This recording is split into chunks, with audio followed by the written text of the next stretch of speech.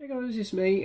Just thought I'd do another inbox review, and as I promised in my last monthly update, I was going to do one of the Millennium Falcon, and here she is, the most iconic ship of all the Star Wars genre. And the most recognisable, to be honest with you.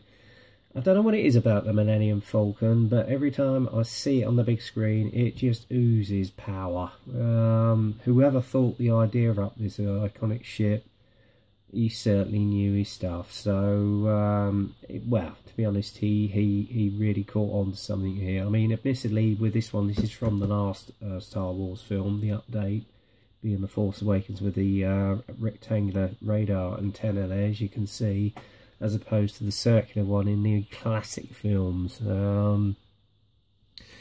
It is an awesome craft, to be honest with you, and if there was one around, I'd certainly buy one and fly it.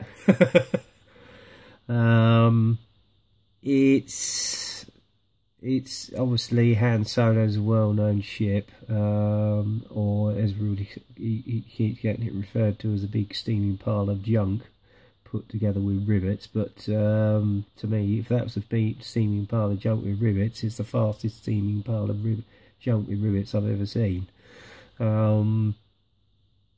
It just looks so streamlined and just looks so fast, and it can well, as I say, as it's supposed to be, outdo anything in the whole of the parsecs of the universe, and it does.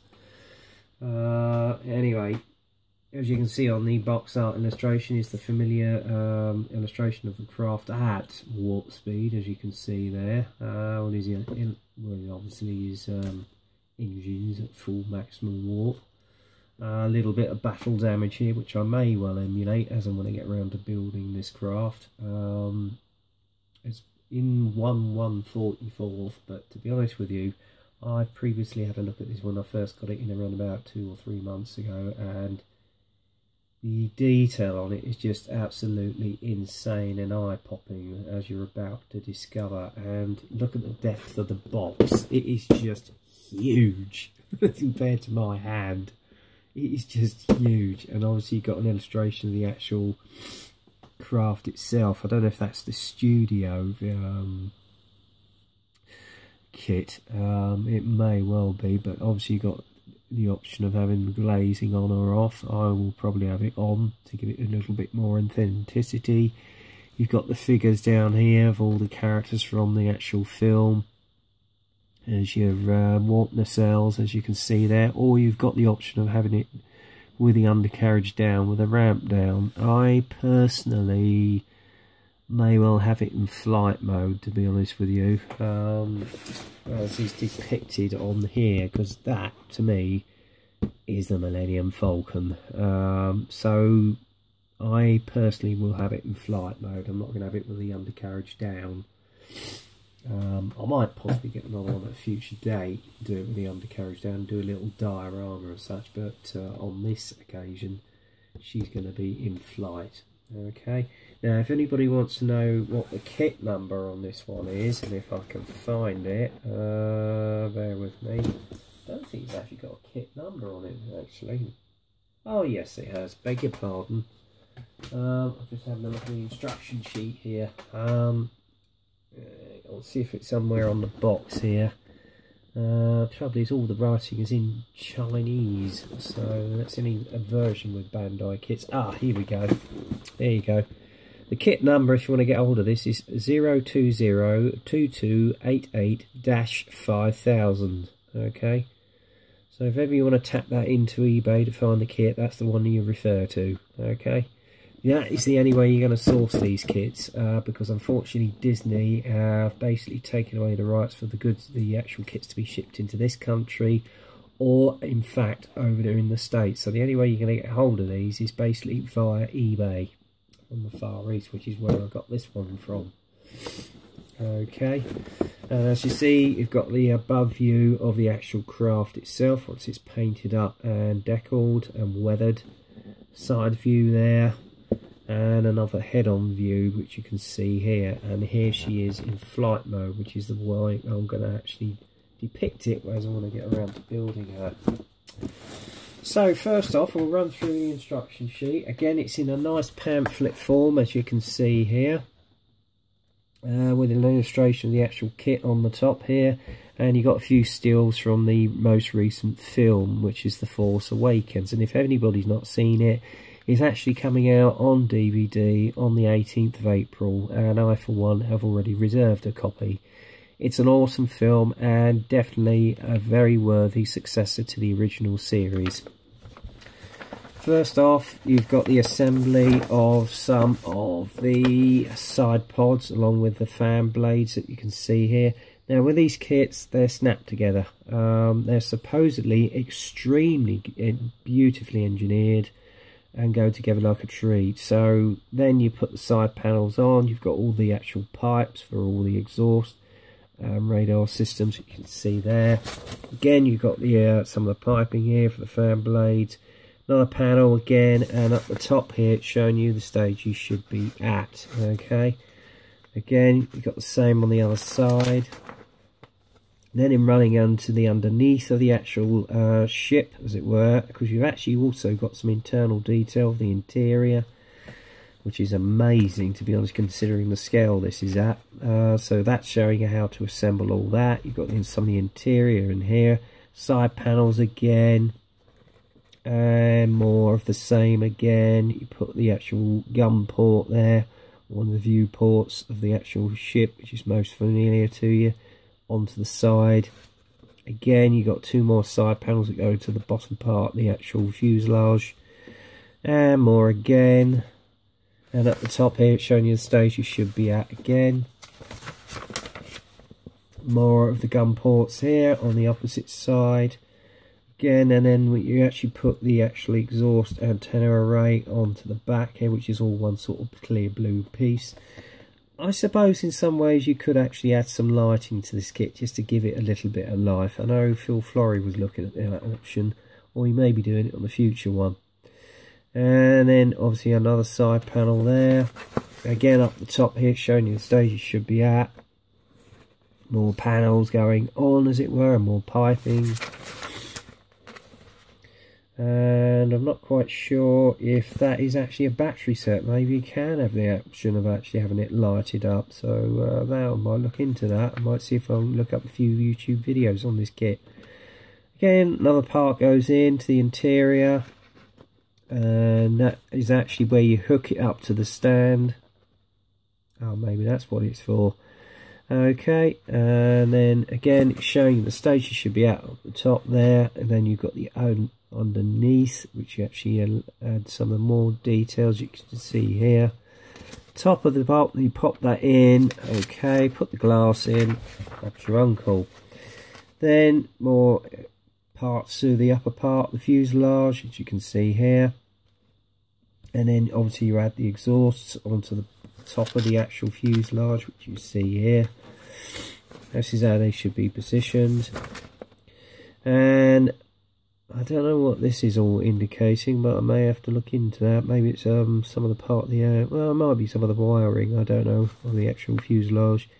More piping on the end here again, which add near the exhausts, as it were. Again, it's showing you the stage it should be at up the top here. Sorry, I just knocked the camera in. Sorry about that, guys. Moving on to more panels, then you add the top to the bottom. And then you've obviously got the control cockpit there, which you add onto the kit. And you're virtually there, adding all the guns, etc. As you can see here. And it's obviously got the undercarriage bays here, so obviously if you want it in flight mode you put them in, if you don't you leave them off.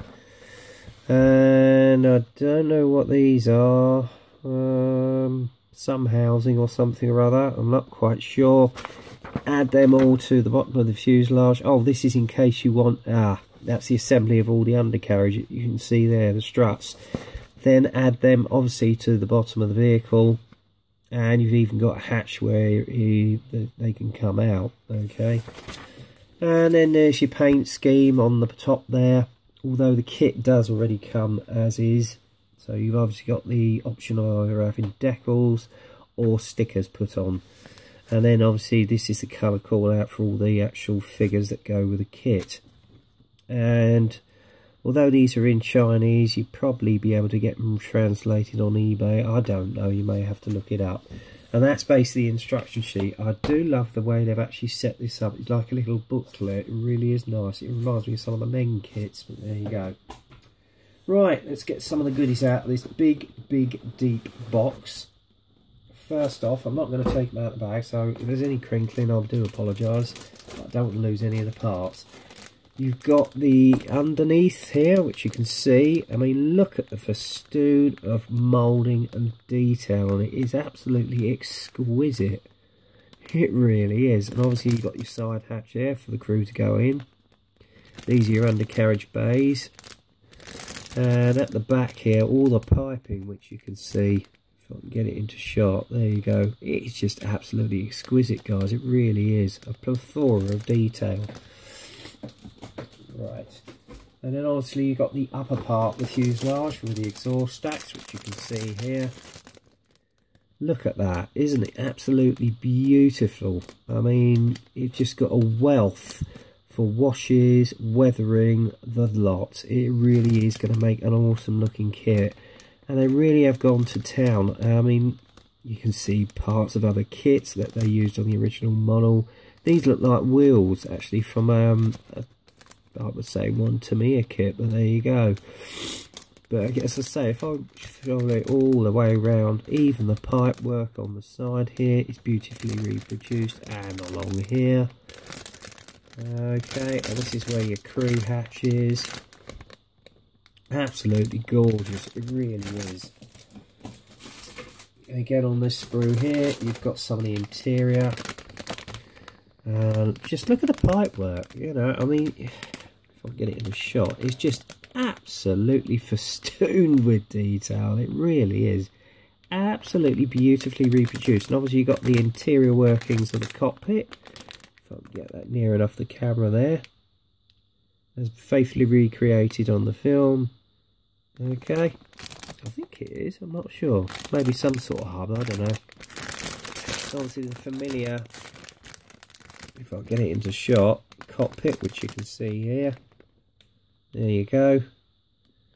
Okay, I think this is part of the actual struts of part of the undercarriage as well.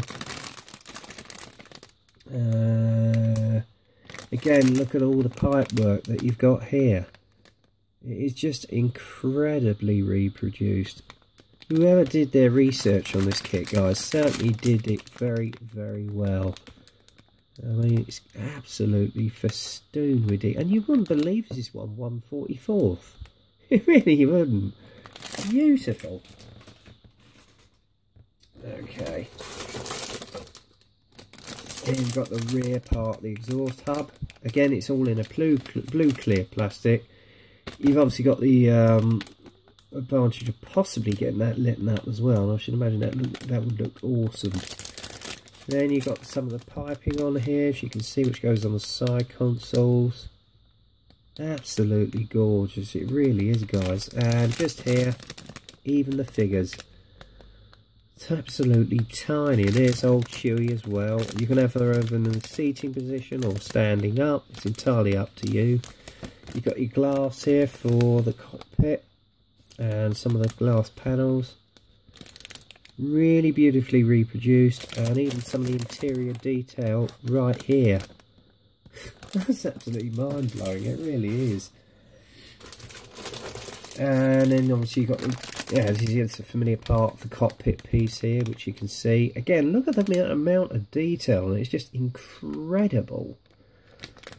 There's your crew hatch as well, and there's part of the rear part of the fuselage, side panels, as you can see here. This is where your engine blades go, etc. Again, look at the pipe work on it. Absolutely exquisite. It really is. Superb. And penultimate sprue. Obviously, this is some of the internal workings plus the exhausts. Okay, and this is part of the rear exhaust light. Or even look, I mean, the detail on the guns.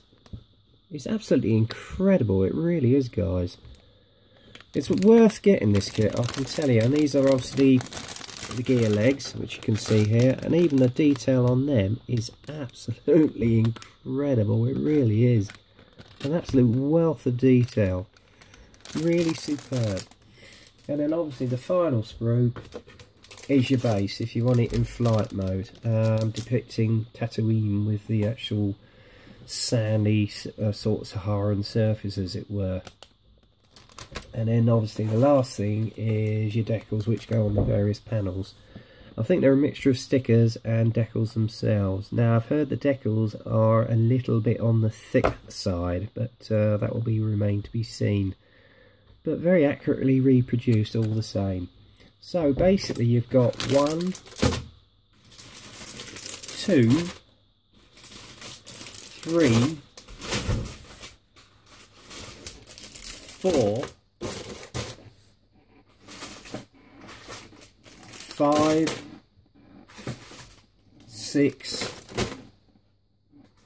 and 7 bits of plastic and sprues. So to be honest with you guys, even though it's 1/144th, that is really going to keep you busy. It's certainly going to keep me busy as and when I get around to building it.